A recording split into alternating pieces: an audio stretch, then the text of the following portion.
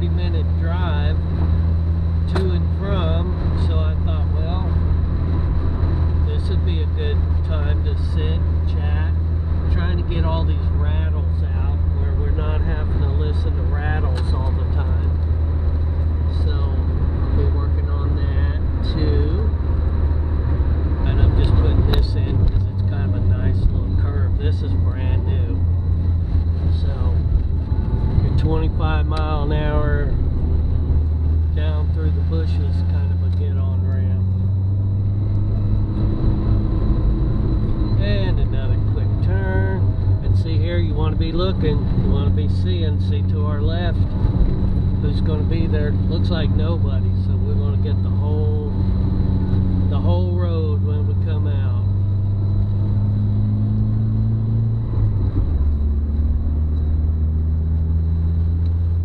Okay, now we're out on the road. What is this channel going to be? So this is a channel focused on truck driving, trucks, semi-trucks, over the road, but all the aspects that go with it. Being away from home, doing something new. So, and my goal is to pass along to anybody who needs it, wants it, can benefit from it, knowledge surrounding truck driving industry. And so I will try to break things down into groups. The first group is, how would you get hired? How do you gain experience? Where do I go? What about trucking schools? What about other ways to learn to drive a truck? Now, if that's something, if that's where you are, if you've never driven a truck and you're interested, and what does it take, you know, you might leave me a comment that says learning, one word, learning about a CDL, or just learning really is good enough, and I can focus on that for you. Even if it's just one person, I will do that.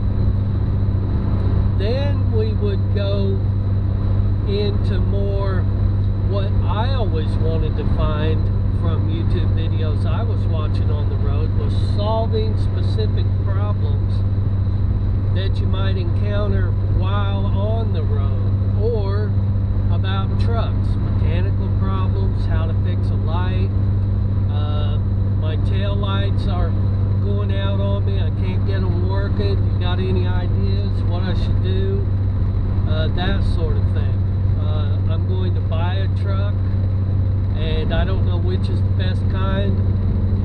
Or part of the learning also is, once I get my CDL and once I become licensed and maybe I've got a little bit of experience, how do I get hired? What company? There are a lot of companies out there. We're going to do that in one segment and go over that all by itself. That's such a huge issue.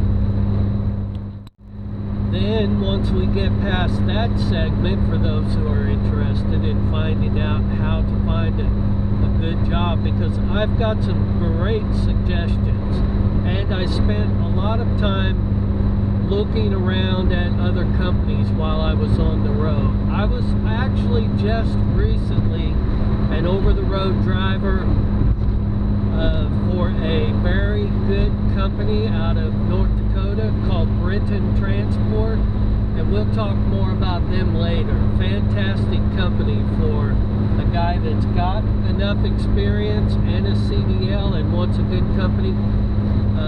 I made $62,000 with them my first year without really breaking a sweat. I mean, they were very patient. They let me run the show. I was basically an owner-operator with some somebody taking care of my dispatch, and it was wonderful. I didn't have to look for backhauls. They would find them. I got to see a lot of the company. I drove brand new equipment. Just went a Latimer dump truck riding right on the, because he's wanting to get somewhere fast, and he thinks that pushing everybody out of the way is going to get him there faster. But he's probably only making $10 an hour. I don't know if you can see him. Way up there, there's a dump truck with the red back. Okay, and, well, you can't see it now. So continuing on, once we do the learning, once we do the jobs for those who are interested, then we'll move on to, what about YouTube? Why can't I have a trucking channel? You may ask yourself. Well, that's a good question, and there's no reason you shouldn't. And I will be happy to accommodate that. So there, I just flicked my lights on to let that guy get over if he wanted to, but that's a Stevens truck, and they're some of the most obstinate guys I know. Some of these companies, you'll just find they hire them. I don't know where they're getting their drivers. Not out of the good barrel of monkeys. They're getting them out of the bad barrel of monkeys. I don't know what made me say that, but I just want to say day before yesterday, I had spent half a day walking around, showing y'all this place where I'm going and talking about it. Got home thinking, wow, boy, I got a lot of footage to edit. I better get busy. Turned it on and realized that I had set the camera with an external mic, and there was no external mic hooked up, hence no volume. So I had a whole bunch of me jibber-jabbering in complete total silence. So my point in that is not that it's a funny story, but frustrations abound in this industry. Everything about it. YouTube, trucking industry, trucking, cars, machines, you name it. You're just opening yourself up to failure on levels that, depending on how long you've been out here. Cars fail, machines, cameras, YouTubes, trucking. Trucking's an actual nightmare sometimes. You got to, when it gets bad, you got to be better. You got to be on top of it. You got to stand tall facing adversity. You got to know that you're going to fail. Prepare yourself for failure. To fail is to succeed. To fail is to earn a merit badge in the Cub Scouts of life, and the world will know that you've got that campfire badge. You earned it. You've learned it.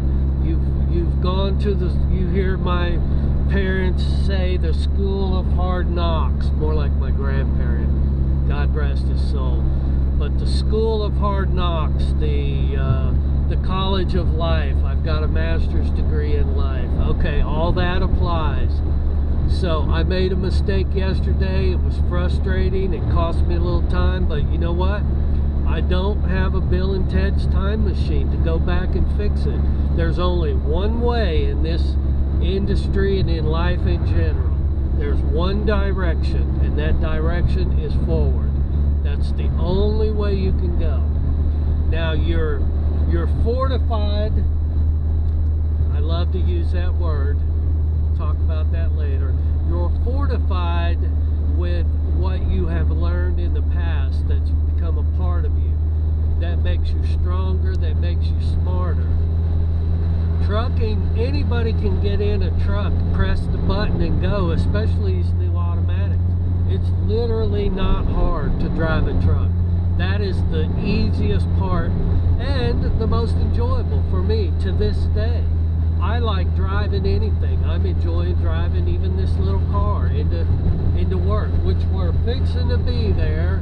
So this is the homestead. This is where the Years ago, I came here to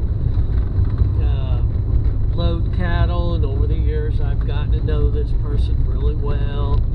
And so what I get to do is manual labor. So I do manual labor.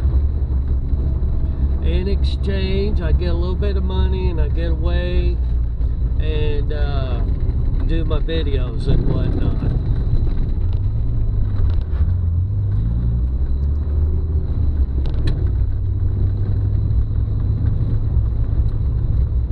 So there's his wife, Lila, heading off to go do her thing in life, whatever that is. I don't know if I should have stopped and said hello there, or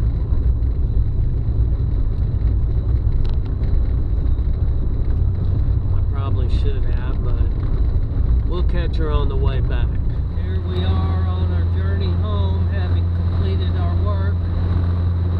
Put in about 3-4 hours cleaning a Polaris, you know, one of them little four-wheeler, little mini.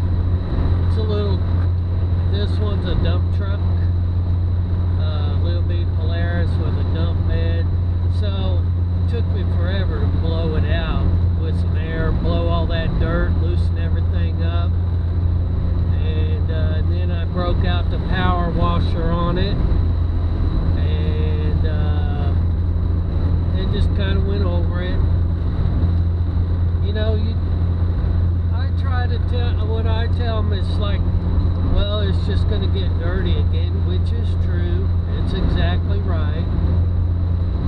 And there's no point in even trying to keep it clean. But when you clean down to the bone on something, you get a chance to look at, inspect, inspect up close, look at things differently than you normally would. So that's a lot of why I do cleaning the way I do, is so I can get in there real thorough and find things that are broke, worn out, or about to come apart. And a lot of times you'll catch those things before they break. When I first talked about why a person likes to drive, truck driver, the rewards out of it, that feeling of, well, like driving now. Now, who is keeping me from just going berserk and just driving into this building coming up here? There's a building, I can drive right into that building. Who's stopping that from happening? Me. Why? Because I'm not stupid. I'm not going to drive into a building. Okay, here's a car, got out on the road. Now, should I just mash on the gas and run right up there to get right behind them? Look at all these people trying to pull out. See, there's somebody, they pulled out and they pulled right in. Now, look at all these cars here. This is our humongous, big, little town. It's a little town, but there's a lot going on. So, we're just going to take our time. We're going to keep ourselves all nice and spaced out, away from people. We're not going to be right on anybody's bumper. We're not in no hurry. We're not trying to push nobody along. We're just rolling. See, now we got a little cushion. See, look at that distance in front, way up there. Now, in fact, I'll even make it a little bit more. That way there's a gap where some of these people that want to pull out and go, they could, like that guy, look, he wants to get going. So I left him a gap so he can get going. I'm not trying to, now, I didn't lose anything by that. I mean, so maybe I'm a half a second slower than I would have been. Look, it didn't cost me nothing to be nice, make that gap. Now I know there's a big giant bump